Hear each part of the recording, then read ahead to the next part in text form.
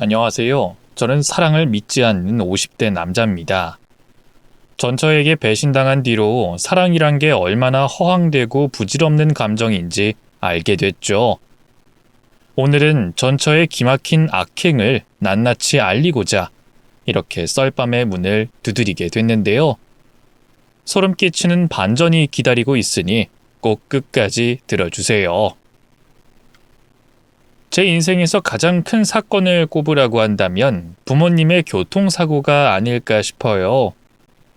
제가 15살 때 부모님이 할머니 댁에 다녀오던 길에 음주운전 차량에 치이고 말았죠. 아버지는 현장에서 즉사하셨고요. 엄마는 사고의 후유증으로 귀가 안 들리게 됐죠. 벌써 40년도 더 전의 일인데 여전히 떠올리기만 해도 고통스럽네요.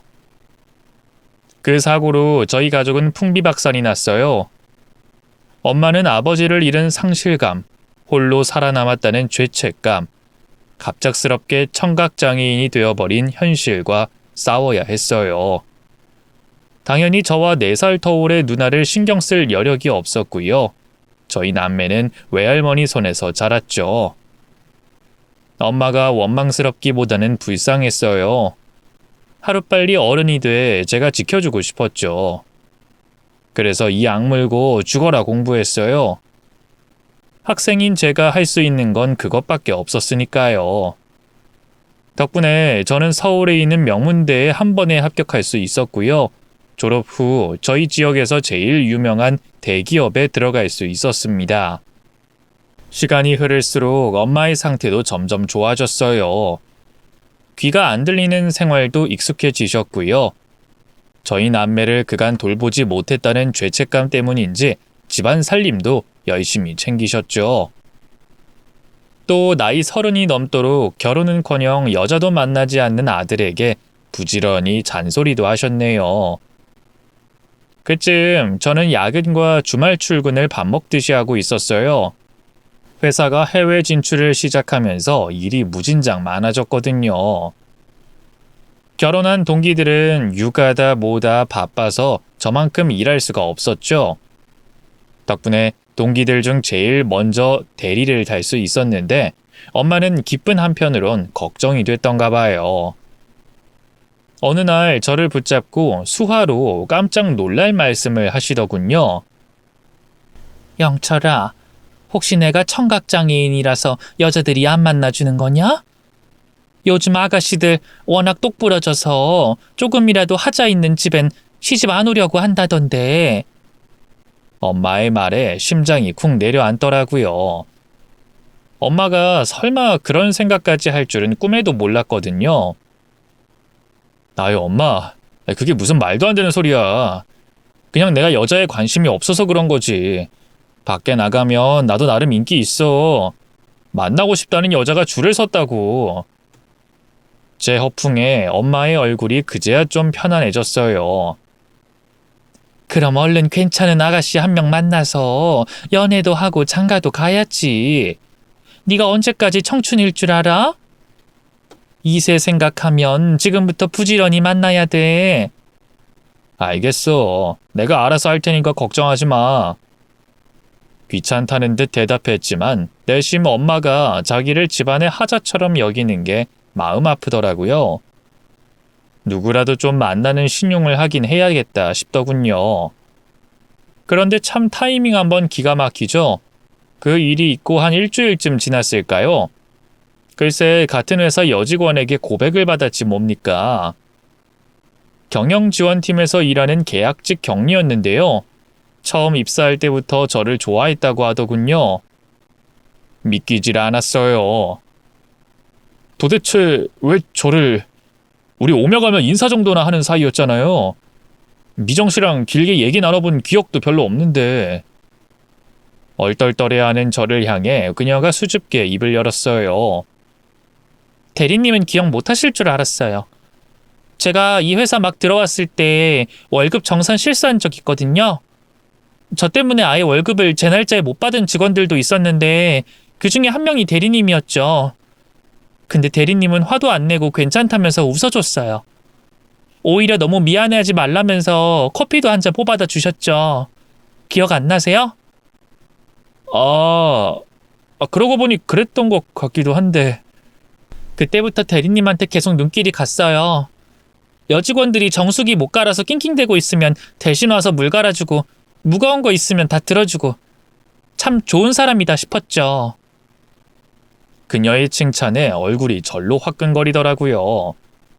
부끄러운 마음에 어쩔 줄 몰라 하는데 그녀가 뜻밖의 말을 했습니다. 원래 고백할 마음 같은 건 없었는데 사실 저 이번 달까지만 출근하거든요. 계약 종료됐는데 아무래도 연장은 힘들 것 같다고 하더라고요. 그래서 회사 그만두기 전에 대리님한테 제 마음 꼭 얘기하고 싶었어요. 사귀자거나 그런 건 아니니까 부담 갖지 마세요. 제가 미처 뭐라고 답하기도 전에 그녀는 꼬박 고개를 숙이고 뒤돌아섰어요. 그리고 먼저 그 자리를 떠나버렸죠. 그날은 하루 종일 그녀 생각 때문에 일에 집중할 수가 없었어요. 누군가에게 고백을 받아본 게 태어나서 처음이었거든요. 퇴근 후 집에 와서 잠자리에 들 때까지도 머릿속에는 온통 그 여자뿐이었죠.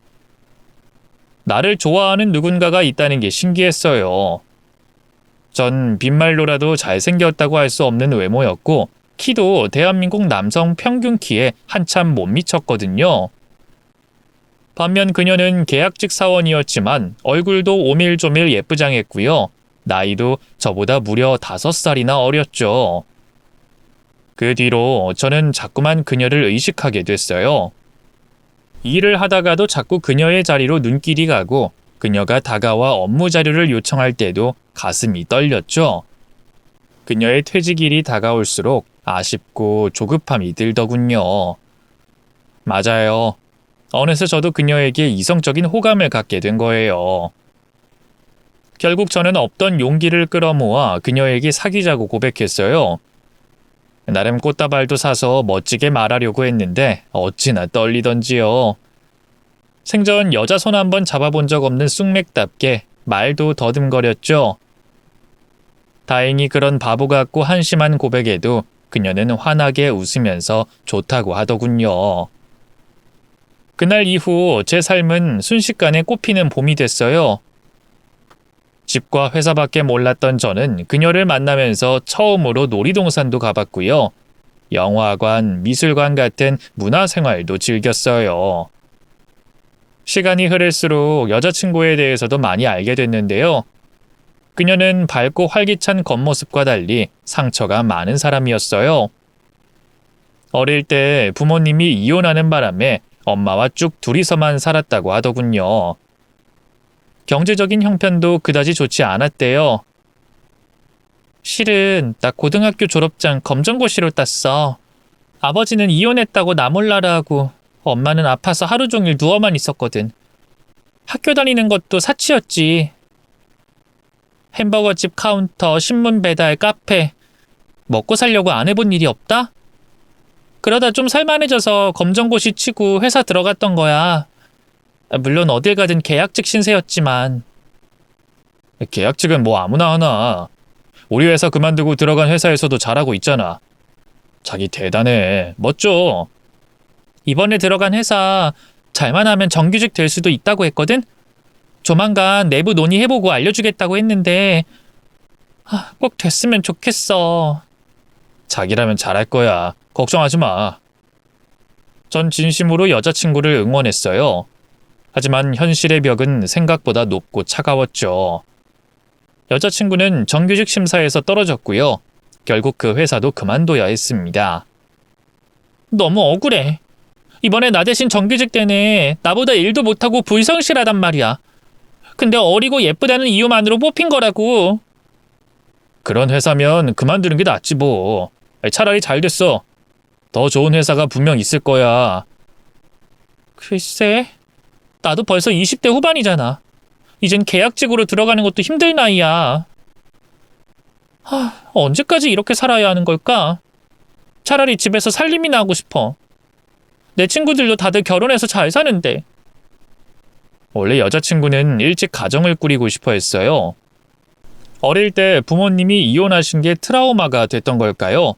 하루빨리 시집가서 아이를 낳고 누군가의 엄마, 누군가의 아내가 되고 싶어 했죠. 게다가 그쯤에 여자친구 어머님이 재혼을 하셨거든요. 다 큰 나이에 새아버지와 사는 게 영 불편했던지 여자친구는 자꾸만 독립을 하고 싶어 했죠. 하지만 저는 영 자신이 없었어요. 아버지가 사고로 일찍 돌아가신 탓에 보고 배운 게 없잖아요. 좋은 가장이 될 수 있을까 두려웠죠. 결혼하기엔 아직 마음의 준비가 되지 않았다고나 할까요? 그렇지만 사랑하는 여자친구의 간절한 바람을 더는 모른 척하기가 힘들었어요. 현실의 벽 앞에 약해진 여자친구가 이상하게 과거 아버지를 잃은 엄마의 모습과 겹쳐 보이기도 했죠.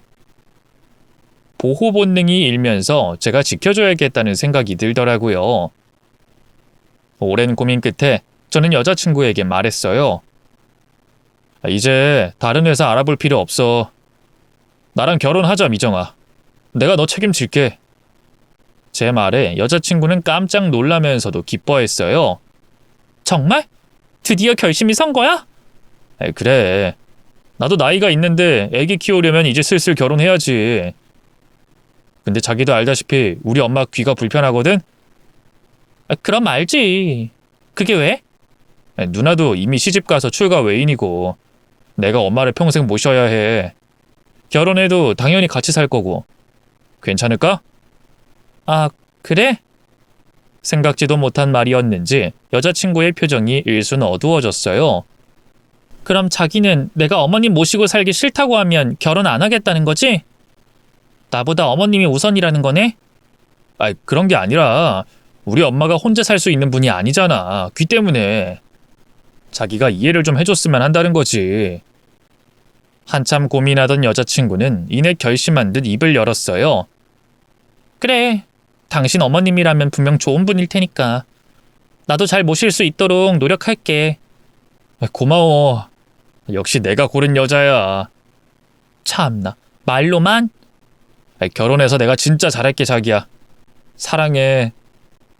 결혼 준비는 일사천리였어요. 여자친구네 부모님 그리고 저희 엄마는 결혼을 쌍수 들고 환영했고요. 일에 바쁜 저를 대신해서 여자친구가 엄마와 같이 식장도 예약하고 드레스도 보러 다녔죠. 정말 감동스럽게도 여자친구는 저희 엄마와 대화하기 위해 따로 수화까지 배웠어요. 오빠가 어머님이랑 수화로 얘기하는 거 보면서 정말 부러웠거든. 그래서 따로 학원 다니면서 배웠어. 나 잘했지? 야, 안 그래도 결혼 준비하느라 힘들었을 텐데 뭘 그렇게까지 했어. 결혼하면 내가 어머님이랑 집에서 시간 제일 많이 보낼 거 아니야. 글씨로만 소통하면 어머님이 불편하실 것 같아서 배웠어. 여자친구의 그런 마음 씀씀이가 얼마나 고마웠는지 몰라요. 엄마도 수화로 말을 걸어오는 여자친구를 보고 많이 감동하셨는지 눈물까지 보이셨죠. 엄마는 보답으로 뭐라도 해주고 싶었나 봐요. 신혼여행이 끝나고 집에 돌아와 보니 엄마가 누나의 도움을 받아 제가 쓰던 방을 신혼방으로 꾸며놨더군요.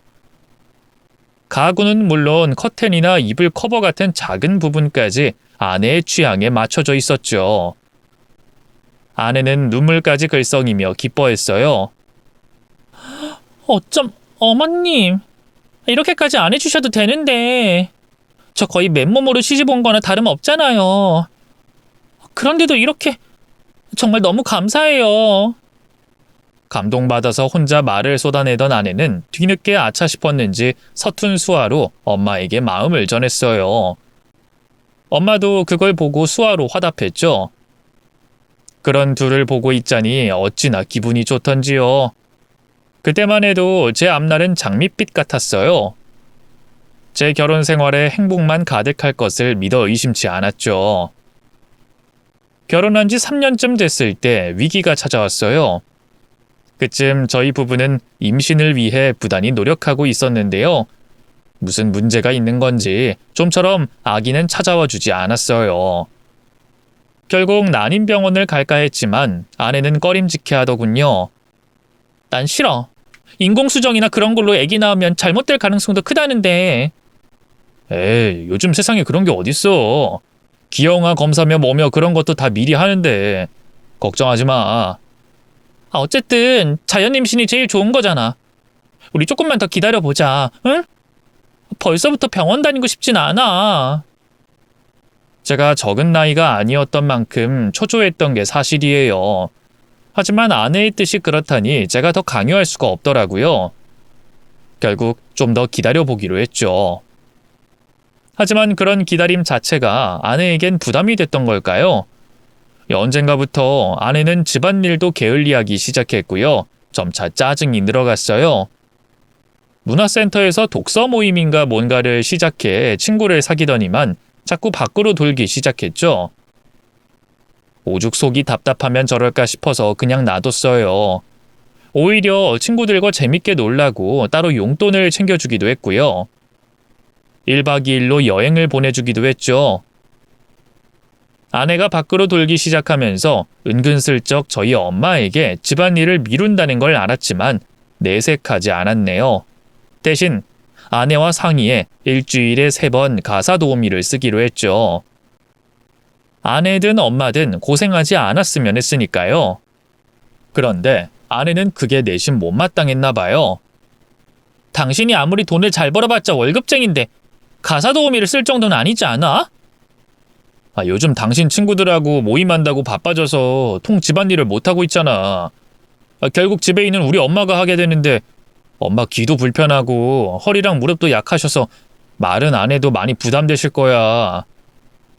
부담됐으면 얘기를 했겠지. 살림 좀 나눠 하는 걸로 무슨. 우리 엄마는 혼자 새아버지랑 그 아들까지 삼시세끼 먹이고 입히고 하는 걸? 그래서 하고 싶은 말이 뭔데? 제 물음에 머뭇거리던 아내가 입을 열었어요. 어머님한테 쓰는 만큼 우리 엄마한테도 좀 쓰자는 거지. 엄마도 우리가 모셔야 할 부모잖아. 장모님은 따로 가정이 있으시잖아. 당신한테 창피해서 말 못했는데 새아버지 엄청 굳으세요. 돈 쓰는 걸로 어찌나 눈치를 주는지. 우리 엄마 자기 건 팬티 한 장도 마음대로 못 사 입는데. 그 얘기를 들으니 마음이 안 좋더라고요. 그동안 장모님 생일이나 기념일에 따로 용돈을 100만 원씩 챙겨드리긴 했어요. 만나뵐 때마다 고기나 옷, 가방 같은 선물도 계속 해드렸고요. 하지만 아무래도 같이 모시고 사는 것처럼 챙겨드리는 건 아니었으니까요. 좀 미안한 마음이 들어 아내에게 슬쩍 물었네요. 그럼 장모님께 다달이 용돈을 좀 드릴까? 그건 엄마가 부담스러워할 것 같은데 차라리 카드를 주면 어때? 뭐? 카드? 나한테 당신 카드 2장 있잖아. 한 장은 우리 엄마 주고 필요할 때마다 쓰라고 하자. 어차피 우리 엄마 당신한테 미안해서 별로 쓰지도 못할 거야. 괜찮지? 어머님도 당신 카드 쓰고 계시잖아. 아내의 말에 차마 안 된다고 말할 수가 없더라고요. 그랬다간 아내 입장에선 제가 자기 엄마와 시어머니를 차별하는 것처럼 느껴질 테니까요. 결국 저는 그렇게 하라며 고개를 끄덕일 수밖에 없었습니다. 그래도 내심 써봤자 얼마나 쓰겠어 라는 생각이 있었는데요. 이게 웬걸, 장모님의 소비 스케일은 보통이 아니었어요. 한 달에 적게는 수십만 원, 많게는 300이 넘게 쓰더군요. 카드 고지서를 보면 대부분 식당 아니면 마트였어요. 제 돈으로 본인 가족 살림을 하는 게 분명했죠. 안 그래도 아내가 모임을 하기 시작하면서 지출이 늘어 부담스러웠는데 장모님마저 그러니 허리가 휘더군요. 그래도 치사하게 줬던 카드를 뺏긴 좀 그렇더라고요. 대신 아내에게 장모님이 카드를 너무 많이 쓰는 것 같다고 조금만 자제해달라고 말 좀 잘 전해달라 했죠. 못할 말은 아니었다고 생각하는데요. 그게 아내 입장에선 너무 서럽게 느껴졌나 봐요. 생각해봐. 어머님이 썼어도 당신 그렇게 말했을 거야? 여기서 우리 엄마 얘기가 왜 나와? 엄마는 아들이 힘들게 번 돈 쓰는 게 미안하다고 카드를 드려도 1년에 한 번 긁을까 말까인데. 그래서 우리 엄마는 사위돈이니까 아쉬운 줄 모르고 펑펑 쓴다 이거야? 당신 무슨 말을 그렇게 해? 아니, 내 말은 그런 뜻이 아니라 요즘 당신도 모임 사람들 만난다고 옷 사고 뭐하고 씀씀이가 늘었잖아. 그래서 그래. 그러자 아내가 헛웃음을 치며 파르르 떨었어요. 하! 이젠 내 씀씀이 가지고도 뭐라고 하는 거야? 누가 보면 내가 사치만 부리는 악처라서 온몸에 금은보화라도 두르고 다니는 줄 알겠어? 결혼 전에는 하늘의 별도 달도 다 따줄 것처럼 굴더니 자꾸 왜 그래? 당신한테 뭐라고 하는 게 아니야. 그냥 장모님한테 백화점 가서 100 넘게 쓰고 이런 건 좀 자제해달라는 건데 그게 그렇게 못할 말이야? 당연하지.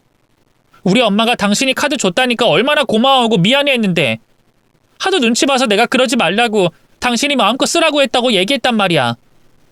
우리 엄마 돈이라곤 쓸 줄만 알지 벌어올 줄도 몰랐던 아버지랑 짠돌이 새아버지 때문에 평생 고생만 한 사람이야. 당신이 돈을 못 버는 것도 아니고 우리 엄마가 뭐 달에 1000만 원씩 쓰는 것도 아닌데 그냥 좀 놔두면 안 돼? 못하면 내가 일 다시 시작할게. 내가 당신하고 결혼만 안 했어도 계속 일하면서 돈 벌었을 거고 그럼 이렇게 비참한 기분은 안 들었을 거야. 내가 누구 때문에 이렇게 주부로 사는데 임신 준비한다고 일도 못하고 있는데 당신 너무한다 진짜. 아내는 급기야 감정을 이기지 못하고 바닥에 주저앉아 엉엉 울기 시작했어요. 그런 아내를 보고 있자니 너무 미안하고 안쓰럽더군요. 승진하면서 연봉도 올랐고 따로 굴리고 있는 주식이나 부동산 투자도 잘 되고 있었기 때문에 장모님과 아내의 소비가 엄청나게 부담되는 건 아니었거든요.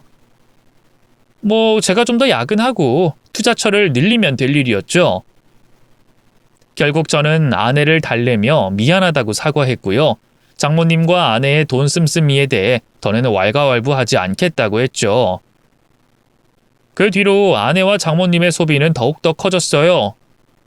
갈수록 부담이 커졌지만 그래도 내색하지 않았네요.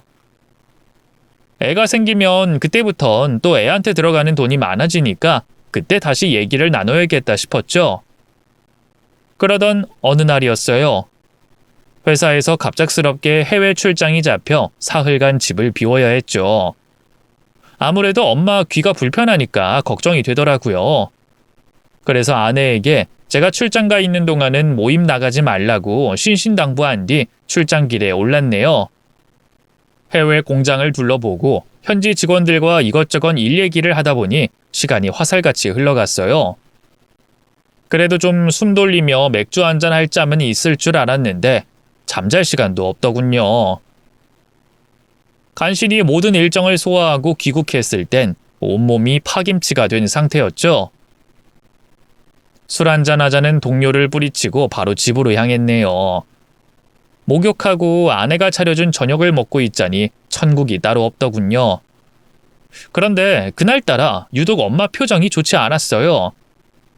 밥도 먹는 둥 마는 둥 하더니 그냥 방으로 들어가 버리더군요. 아내에게 무슨 일 있냐고 물어봤지만 아내도 모르는 눈치였어요. 글쎄, 어디 아프신 것 같진 않은데. 가을 탓이나? 곧 아버님 기일이잖아. 그래서 그런 거 아니야? 엄마는 아버지가 돌아가신 날이 다가오면 부쩍 우울해하셨거든요. 안쓰러운 마음에 출장 때 샀던 선물을 챙겨 엄마 방으로 들어갔어요. 그리고 위로하겠답시고 이런저런 일상적인 대화를 나누는데 엄마가 갑자기 핸드폰을 꺼내더군요. 영철아, 너 이것 좀 한번 들어볼래? 괜히 별것도 아닌데 일 키우는 것 같아 가만히 있으려고 했는데 아무래도 영 느낌이 안 좋아서. 네? 뭘 들어보라는 거예요? 너 출장 갔을 때 안사돈이 와서 새아가랑 뭐라 떠들길래 녹음해놨어. 난 하나도 안 들리잖니. 엄마는 종종 모르는 곳에서 전화가 오거나 사람이 찾아오면 대화 내용을 녹음했어요. 뒀다가 제가 오면 들려주고 일을 처리하고는 했죠. 근데 장모님이랑 아내의 대화까지 녹음했다니 제 표정이 영 좋지 않았던 걸까요? 저를 살피던 엄마가 억지로 손에 핸드폰을 들려줬어요. 엄마가 정말 느낌이 안 좋아서 그래. 안 들려도 눈치라는 게 있는데 일단 한번 들어봐. 별거 아니면 그냥 치우면 되잖아. 엄마의 말에 마지못해 핸드폰 녹음 어플을 켰어요. 그리고 저장돼 있던 파일을 재생시켰죠. 바로 아내와 장모님의 익숙한 목소리가 흘러나왔는데요. 별 생각 없이 둘의 대화를 듣던 저는 어느 순간 뻣뻣하게 굳고 말았습니다. 얼음물을 뒤집어 쓴 듯 온몸이 차가워졌죠. 너 그러다가 박서방이 알면 어쩌려고 그래? 그 한량 같은 놈이 어디가 그렇게 좋다고 자꾸 만나는 거야? 그럴 시간 있으면 얼른 박서방하고 애 나가죠. 장모님의 말뜻을 파악하기도 전에 아내가 짜증스러운 목소리로 대꾸했어요. 내가 알아서 할 거야. 엄마 신경 쓰지 마. 어떻게 신경을 안 써? 박서방 1년 연봉이 얼만데? 가진 재산이 얼만데? 이러다 너 바람 피는 거 걸려서 이혼당하면 그거 한 푼도 손에 못 쥐고 뺏기는 거야. 얼른 애라도 낳아서 유산으로라도 물려받아야지. 그놈 만난 뒤로 피임약은 왜 자꾸 챙겨 먹는 거야? 그 자식이 너 임신하면 가만 안 둔대? 바람이라니, 피임약이라니, 생각지도 못한 말들에 머리가 어질어질했어요. 문득 얼마 전 아내의 서랍장에서 피임약을 발견했던 게 생각났죠. 저랑 연애할 때 먹던 거라고 해서 그러려니 했는데 알고 보니 아내는 외도를 시작하면서 계속 피임약을 복용하고 있던 거예요. 옆에 있던 엄마가 제 상태가 이상하다는 걸 알았는지 수화로 왜 그러냐고 물어봤어요. 하지만 대꾸해줄 정신도 없어 그냥 고개를 가로저었고요. 그 사이 녹음된 아내 목소리가 다시 귀에 꽂혔어요. 아우, 그놈의 돈. 엄마는 그저 엄마한테 명품백 사주고 용돈 주는 사위가 최고지. 딸이 진짜 사랑하는 남자는 따로 있는데 이렇게 이혼도 못하고 마지못해 사는 거 불쌍하지도 않아? 하루 종일 집에 처박혀서 사랑하지도 않는 남자 속옷 빨고 밥 차려주고 귀 안 들리는 병신 시모 봉양하는 게 가엾지도 않냐고. 아이고, 또 왜 그래? 내가 네 마음을 왜 몰라? 그래서 네가 그놈 만나는 것도 그냥 눈 감아주고 있는 거잖아. 그리고 네가 결혼해서 좋은 게 나뿐이야? 너도 힘들게 일 안 하고 박서방이 벌어다주는 돈으로 편하게 사니 얼마나 좋아. 또 박서방이 너한테 얼마나 지극정성이니? 저 귀머거리도 뭐 자기 주제를 아니까 시집살이 같은 건 안 시킨다며. 그거면 됐지. 그러니까 기왕 이렇게 사는 거 두 눈 꼭 감고 아들만 하나 낳아. 그렇게 한 10년 살다가 이혼하면 되잖아. 그럼 재산 분할도 받을 수 있고 애 몫으로 양육비나 유산도 받을 수 있는데 남는 장사 아니겠어? 알겠으니까 조용히 좀 해. 시엄마가 이상한 눈으로 쳐다보잖아. 아예 뭐 틀리지도 않는데 지가 보면 어쩔 거야? 녹음 파일은 거기서 끝이었어요. 두 여자의 경악스러운 대화 내용에 절로 손이 떨리더군요. 그러자 엄마가 다시 제 어깨를 흔들었어요. 그리고 수화로 왜 그래? 무슨 내용인데? 막 내 욕하고 그러니? 귀 안 들린다고? 하고 묻더군요. 저는 얼른 고개를 가로저었어요. 그런 거 아니에요. 별거 아니니까 신경 쓰지 마세요. 엄마 핸드폰에 있던 녹음 파일을 제 핸드폰에 옮겼어요. 그리고 저를 붙잡는 엄마를 뒤로 하고 밖으로 나왔죠. 엄마에게 사실대로 말하는 게 좋은 건지 나쁜 건지 갈피를 잡을 수 없었거든요. 일단 저 스스로도 너무 큰 충격을 받아서 시간이 필요하기도 했고요. 방으로 돌아오니 아내는 벌써 씻고 잠자리에 들었더군요. 곤히 자고 있는 얼굴은 여전히 제가 알고 있는 아내의 얼굴 그대로였어요. 그래도 연애 기간 3년, 결혼한 지 4년, 도합 7년을 넘게 알고 지냈는데 그동안 아내가 저 모르게 다른 놈을 만나고 있었다는 게 도무지 믿어지지 않았어요. 그러면 안 된다는 걸 알면서도 손이 저절로 아내의 핸드폰으로 향했죠. 제 기억에 아내는 따로 잠금을 걸어놓지 않는 사람이었는데 어느새 비밀번호가 걸려 있더군요. 이런저런 숫자를 조합해 눌러봐도 풀리지 않았죠. 고민하다 아내가 쓰는 화장대를 여기저기 뒤져봤어요. 못 보던 다이어리가 하나 튀어나오더군요. 달력을 보니 특정한 날에 하트 표시가 3개 돼 있었어요. 제 생일도 기념일도 아니었죠. 기억을 더듬어 보니 아내가 모임 친구들과 1박 2일로 여행을 간 날이더군요. 떨리는 마음으로 그 날짜를 핸드폰에 입력하니 비밀번호가 풀렸어요. 바로 사진첩부터 들어가 봤죠. 특별할 거 없는 일상적인 사진들이 대부분이었는데요. 문득 다이어리에서 봤던 그 하트 3개가 생각나서 황급히 앨범을 넘겨봤죠. 그리고 마침내 그 날짜에 다다랐을 때 저는 큰 충격을 받고 말았습니다. 아내가 웬 남자와 같이 환하게 웃으면서 입맞춤하는 셀카를 찍었더라고요. 그 옆엔 먹다만 케이크가 살짝 보였죠. 맞아요. 상간남의 생일이었던 거예요. 떨리는 마음으로 문자와 통화 내역도 뒤져봤어요. 김영미라는 여자 이름으로 저장된 문자를 보니 가관도 아니더군요. 사랑해. 보고 싶어. 그날 너무 좋았어. 친구로 위장한 상간남과의 대화는 차마 여기다 적기도 힘들 만큼 역겹고 더러웠네요. 저는 증거가 될 만한 문자 내역과 사진을 전부 제 핸드폰으로 옮겼고요. 그대로 집 밖으로 나와 술집으로 향했습니다. 아내를 향한 배신감 때문에 도저히 맨정신으로는 있을 수가 없더라고요. 다행히 다음 날이 휴일이라 부어라 마셔라 죽기 직전까지 술을 마셨죠. 중간에 아내에게서 전화가 왔지만 일부러 받지 않았네요. 그 뒤로 한동안 아내에게 거리를 둔 채 일상생활을 계속했어요. 아내를 여전히 사랑해서 이혼이 망설여지는 건 아니었어요. 그때 제 마음속에 남아있는 건 오직 단 하나, 바로 복수심뿐이었죠. 저를 우롱하고 엄마마저 기머거리라는 둥 모욕한 아내와 장모님에게 어떻게든 본때를 보여주고 싶었네요.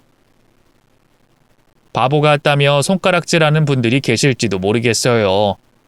복수해봤자 스스로만 피폐해질 뿐이니까요. 하지만 믿었던 사람에게 배신당해보지 않은 분들은 이 감정 모르실 거예요. 제가 무너지는 한이 있어도 되갚아주고 싶었네요. 때마침 장모님의 환갑잔치가 곧이었어요. 친구들도 잔뜩 불러 상대하게 하고 싶다는 말씀에 지역에서 제일 큰 연회장을 예약하고 축하 공연해줄 가수며 행사 진행자까지 부른 상태였거든요. 복수하기엔 최고의 무대였죠. 일부러 그날까지 아무런 내색도 않고 있었고요. 엄마에게만 미리 언지를 줬네요. 아내가 바람 피우고 있었다고. 조만간 이혼할 테니 기다려달라고요. 엄마가 분노해선 당장 아내에게 따진다는 걸 말리느라 혼났네요. 한편으론 엄마 가슴에 대못을 박은 것 같아 죄책감이 들기도 했죠. 그런 상황에서도 시간은 손살같이 흘렀고요. 마침내 장모님의 환갑잔치 날이 밝았어요. 장모님이 저희 지역에서 소문난 마당발이었거든요. 일가 친척들이며 친구들까지 아주 구름대 같은 사람들이 몰려들었죠. 미리 섭외해둔 행사 MC의 매끄러운 진행과 가수들의 축하 공연 덕분에 잔치는 점차 무르익었어요. 장모님은 신이 나선 무대 위까지 올라와 덩실덩실 춤을 췄고요. 친구들과 얼싸안고 노래를 부르고 술을 마시며 난리를 쳤죠. 혼자 겉도는 저희 엄마를 챙겨줄 법도 한데 시선도 주지 않더라고요. 오히려 슬쩍 제게 다가와 너무나 파렴치한 말을 하더군요. 박서방, 혹시 뭐 따로 준비해둔 봉투 같은 건 없어? 네? 봉투요? 용돈 말이야. 내가 친구들한테 평소 박서방 자랑을 얼마나 했는데. 선물도 잘 사주고 용돈도 잘 준다고. 근데 친구들 보는데 아무것도 받은 게 없으니까 좀 그렇네. 원래 따로 용돈을 드리려고 준비해둔 게 있긴 했거든요. 하지만 그건 아내의 외도를 알기 전의 얘기였죠. 미쳤다고 제가 바람난 마누라를 감싸며 저를 지갑 취급한 장모님한테 돈을 주겠어요? 그래서 없다고 하자 장모님이 불퉁하게 입을 내밀더군요. 자네 그렇게 안 받는데 좀 서운하네. 오늘이 다른 날도 아니고 내 환갑잔치인데 사부인한테도 그랬을 거야? 아니잖아. 저희 엄마랑 장모님을 비교하는 건 좀 아니죠? 참나. 그놈의 귀머거리 엄마 싸고 돌기는. 지금 뭐라고 하셨습니까? 장모님은 뒤늦게 아차했는지 입을 얼른 다물었어요. 그리고는 아이고 미안하네. 내가 오늘 술이 좀 과해서. 좋은 날이지 않나. 자네가 이해 좀 해주게. 응? 하고 사과 같지도 않은 사과를 하더군요. 옆에 있던 아내가 그 모습을 봤나 봐요. 슬그머니 다가와 무슨 일인지 묻더니만 장모님의 말을 듣고 인상을 찌푸리더군요. 아니 당신은 우리 엄마가 말실수 좀 한 거 가지고 뭐 그렇게 쥐잡듯이 굴어? 그래도 어른인데 너무한 거 아니야? 뻔뻔한 아내의 말에 더는 참을 수가 없었어요. 그래서 성큼성큼 무대로 올라가 행사 MC가 들고 있던 마이크를 빼앗았죠. 그리고 침착한 목소리로 입을 열었네요. 안녕하십니까? 저는 한옥희 여사님 사위 되는 사람입니다. 바쁘신 와중에 저희 장모님 환갑잔치에 거름해 주셔서 감사합니다. 오늘은 제가 특별히 중대 발표를 할 게 있는데요. 그 발표에 앞서 여러분이 들어주셨으면 하는 게 있습니다. 뜬금없는 제 말에 사람들이 웅성거리기 시작했어요. 아내가 불안한 표정으로 다가와 여보, 뭐야? 노래라도 하려는 거야? 하고 묻더군요. 뭔진 들어보면 알 거야. 전 아내에게 차갑게 대꾸한 뒤 핸드폰 녹음 파일을 재생했어요. 그 다음은 뭐 대충 예상되시죠? 장모님과 아내의 대화가 재생되자마자 연회장은 아수라장이 됐어요. 파일이 중반쯤 재생됐을까요? 아내가 제 손에서 핸드폰을 빼앗으려고 하더군요. 당장 꺼! 안 꺼? 이게 무슨 짓이야? 사람들 다 불러 모아놓고 창피하게 뭐 하는 거냐고! 그래도 창피한 줄은 아는 모양이지? 그런 여자가 남편 몰래 다른 남자랑 붙어먹어? 그리고 우리 엄마한테 뭐? 병신? 지금까지 엄마 귀 안 들린다고 그 앞에서 얼마나 모욕적인 말을 했던 거야? 당신이 그러고도 인간이야? 그렇다고 이렇게 공개적인 곳에서 나를 망신줘? 당신이 어떻게 나한테 이럴 수가 있어? 내가 눈에 뭐가 단단히 씌었던 거지. 애초에 돈 아니었으면 나도 당신 같은 인간이랑 결혼 안 했어. 알아? 지금까지 꾹 참고 살았던 것도 다 돈 때문이라고. 그래? 그럼 이제라도 되돌리면 되겠네. 그게 무슨 말이야? 이혼이라도 하자는 거야? 그래, 이혼하자. 그렇게 죽고 못 사는 상간남이랑 어디 잘 먹고 잘 살아봐. 물론 법적 소송은 각오하고. 당신이나 그 상간남이나 내가 가만 놔둘 줄 알아? 걸 수 있는 고소란 고소는 다 해서 둘 다 콩밥 먹일 거야. 위자료도 아주 두둑하게 받아낼 테니까 두고 보라고. 그때만 해도 아직 간통죄가 폐지되기 전이었거든요. 간통소송은 물론 상간자 소송까지 걸어 법적으로 할 수 있는 모든 조치란 조치는 다 취할 생각이었어요. 실형을 살게 될 수도 있다는 말에 아내는 그제야 겁이 났나 봐요. 얼굴이 하얗게 질려서는 어쩔 줄 몰라 하더군요. 당신 정말 이렇게까지 해야겠어? 그래도 당신 나 사랑하잖아. 아니, 사랑했잖아. 근데 그렇게 소송까지 해야겠냐고? 마음이 변한 게 죄는 아니잖아. 다른 사람을 사랑하게 된 걸 나보고 어떡하라고? 우리가 뭐 아직도 연애 중인 줄 알아? 법적으로 혼인신고까지 한 배우자를 배신한 건데 당연히 죄를 물어야지. 그리고 그동안 당신 내가 벌어온 돈으로 모임이다 여행이다 얼마나 사치를 부렸어? 장모님 철마다 사재 끼던 명품백이며 모피코트며 다 내 돈으로 산 거잖아. 그래도 당신을 사랑했으니까 내가 더 벌어야지 했고 장모님이랑 당신 쓰는 카드값이 달에 몇백이 돼도 쓴소리 한마디 안 했다고. 근데 그 보답이 고작 이거야?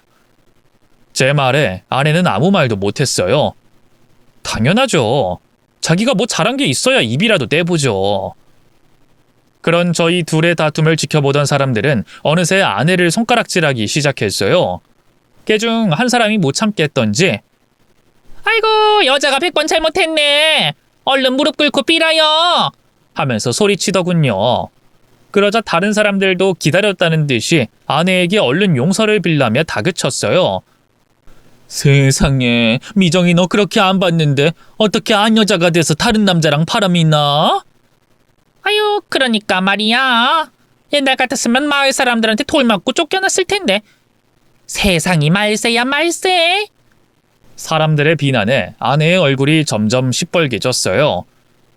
결국 아내는 견디지 못하고 도망치듯 그 자리를 떠나버렸습니다. 그런 딸을 지켜보던 장모님은 위기의식을 느꼈나 봐요. 갑자기 제 쪽으로 다가와 싹싹 빌기 시작했죠. 이보게 박서방, 못난 딸 대신해서 내가 대신 사죄하겠네. 우리 딸 제발 한 번만 용서해주게. 내가 그놈하고도 그만 만나라고 단단하게 이를 테니까, 어? 이미 늦었습니다. 저 그 여자랑 이혼할 거예요. 당연히 그동안 사위로서 장모님에게 베풀었던 것들도 다 도로 가져갈 거고요. 일단 오늘 갖고 오신 가방이랑 코트부터 내놓으시죠. 아, 제 카드도요. 아이, 박서방, 정말 왜 이러나? 마음은 이해하는데 조금만 아량을 가져주게. 우리 미정이는 내가 잘 타이를 테니 제발. 애초에 말로 해서 들을 사람이었다면 그런 짐승 같은 짓거리는 저지르지도 않았을 겁니다. 긴 말할 거 없고요. 일단 제 카드부터 내놓으세요. 제가 금방이라도 카드를 빼앗아 갈 것처럼 손을 내밀자 장모의 얼굴이 사색이 됐어요. 그렇다고 이렇게 갑자기 쓰던 걸 가져가는 법이 어딨나? 어? 이렇게 치사하게 나올 거야? 사람 그렇게 안 봤는데 정말? 쓰던 돈줄을 빼앗기게 되자 장모님은 저를 비난하기 시작했어요. 그 모습을 보고 있자니 기가 막히고 코가 막히더군요. 그 어미의 그 딸이라고. 당장 제 돈 못 쓰게 된 것만 걱정이시죠? 사람이 어쩜 그렇게 염치가 없으세요? 아니, 이 사람이 아무리 그래도 내가 자네 장모인데 그게 무슨 막말인가? 당신이 왜 내 장모야? 난 이혼할 건데. 애초에 가진 것도 없는 거지 모녀 걷어먹여준 게 누군데 은혜도 모르고. 부끄러운 줄 알고 여기 모인 사람들한테 사과나 잘해서 돌려보내세요. 아시겠어요? 제 호통에 장모는 시뻘개진 얼굴로 어쩔 줄 몰라 했어요. 그러다 사람들한테 사과고 뭐고 꽁지가 빠져라 도망쳐버렸죠. 아마 부끄러웠던 거겠죠. 결국 그 자리에 모인 손님들겐 제가 대신 죄송하다며 사과했고요. 남은 음식이며 선물도 싸드렸네요. 대부분 처갓집 쪽 손님들이었는데 그분들이 보시기에도 제가 안쓰러웠나 봐요. 욕봤다고 꼭 이혼하라며 어깨를 두드려 주더군요. 얼마나 감사했는지 몰라요. 손님들이 썰물처럼 빠져나가고 나서야 엄마는 참았던 울음을 터뜨렸어요. 자기 귀가 이래서 그동안 그 모녀가 작당하고 쓰레기 짓을 하는 걸 몰랐다며 모든 게 자기 탓이라고 자책하시더군요. 그런 엄마를 달래며 말했네요. 엄마, 그게 엄마 탓이야. 오히려 엄마가 낌새를 눈치채고 녹음해준 덕분에 이렇게 외도 사실을 알고 증거까지 잡았는걸. 다 엄마 덕분이니까 울지 마. 그리고 고맙고 미안해. 나 이혼해도 여전히 엄마 자랑스러운 아들 맞지? 엄마가 무슨 그런 말을 하냐는 듯 제 어깨를 때렸어요. 그리고는 수화로 당연하지. 넌 언제나 내 자랑스러운 아들이야. 하고 대답하더군요. 그런 엄마의 말에 참았던 눈물이 흐르더라고요. 그걸 알면 괜히 엄마 마음이 더 안 좋을까봐 꾹 참았네요. 대충 자리를 정리한 뒤 엄마를 모시고 밖으로 나왔어요. 그리고 비싼 한정식집에 가서 엄마와 둘이 맛있게 밥을 먹었답니다. 속이 든든해지니 그제야 머리가 좀 맑아지더라고요. 저는 우선 장모님과 아내에게 줬던 카드부터 바로 정지시켰어요. 그리고 장모님네 집으로 용달을 불러 그동안 사줬던 값비싼 명품 옷이며 가방들을 전부 가져와 처분했죠. 장모님은 어떻게 이렇게까지 잔인하게 나올 수 있냐면서 오열하다 그대로 혼절했어요. 마지막 도리로 병원에 모셔가는 것까진 해드렸네요. 다행히 별 이상 없다고 하기에 바로 나와버렸지만요. 그 다음은 아내와 상간남을 징벌할 차례였어요. 능력 좋은 변호사를 선임해 아내와 그 상간남을 고소했죠.